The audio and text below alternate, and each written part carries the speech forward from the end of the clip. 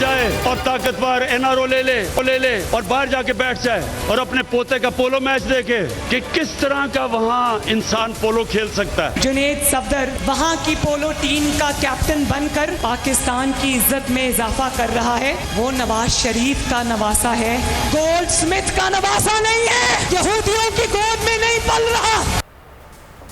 आजाद कश्मीर के जलसों में वजीर आजम और मरियम नवाज की एक दूसरे के बच्चों का जिक्र करने पर गर्मा गर्मी। सोशल मीडिया पर जमायमा कूद पड़ी। वजीर आजम ने मरियम नवाज के बेटे के लंदन में पोलो मैच खेलने का जिक्र किया तो मरियम नवाज ने इमरान खान के बेटों के यहूदियों की गोद में बैठने की फप्ती कसी, जिस पर जमायमा ने मरियम नवाज को ट्विटर पर टैग करते हुए कहा कि 10 बरस तक सियासतदानों और मीडिया के बयानात को बर्दाश्त किया, तंग आकर 2004 में पाकिस्तान छोड़ दिया। मरियम नवाज ने जवाब दिया, उन्हें जमायमा और उनके बच्चों में कोई दिलचस्पी नहीं। आपके साबका शौहर खानदान को घसीटेंगे तो दूसरों को भी जवाब देना आता है। आप सिर्फ अपने साबका शौहर को इल्जाम दे सकती हैं।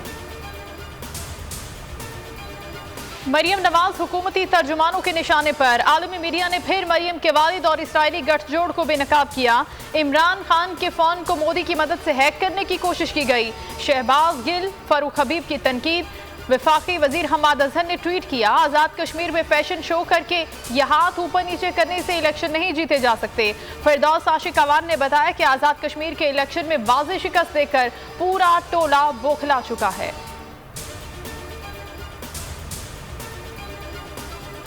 इमरान खान इसराइल और भारत को एक आंख नहीं भाता। इसराइल, भारत और एंटी पाकिस्तान लॉबी ये हाइब्रिड वॉर तेज करना चाहती है। मरियम नवाज कश्मीर के लिए नहीं, इमरान खान के खिलाफ मुहिम चला रही हैं।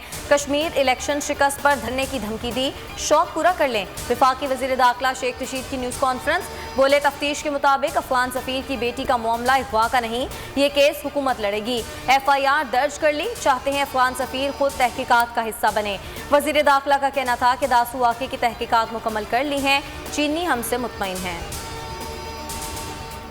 FATF की शराइत को पूरा करने के लिए पाकिस्तान की कोशिशों को तस्लीम करते हैं। अमेरिका ने पाकिस्तान की कोशिशों का एतराफ़ कर लिया, कहा पाकिस्तान ने FATF की शराइत को बेहतरीन अंदाज में पूरा किया है।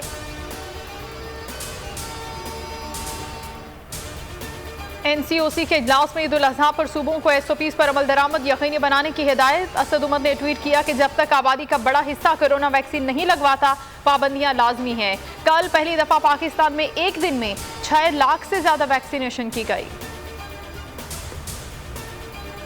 मुल्क भर की मवेशी मंडियों में फैसला कुन वक्त, ईद से पहले जानवर के हुसूल के जतन। कराची और लाहौर की मवेशी मंडी खाली होने लगी, शहर शहर भाव ताव जारी।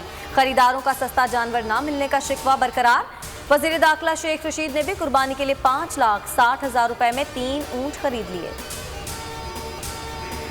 खैबर पख्तूनख्वा और पंजाब में शदीद बारिश और सैलाब से 8 अफराद जाँ बहा। गिलगित बल्तिस्तान में बारिश और ग्लेशियाई सैलाब, हुंजा, शमशाल और गिजर में सड़कें बह गईं। पंजाब में भी तेज बारिश, लाहौर एयरपोर्ट के फायर स्टेशन में भी पानी भर गया।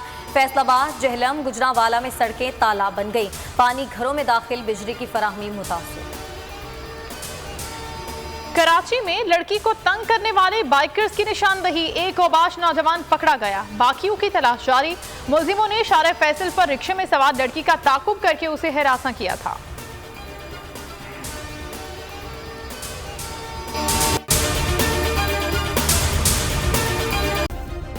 सब्सक्राइब करें और बेल दबाएं ताकि कोई खबर रह न जाए।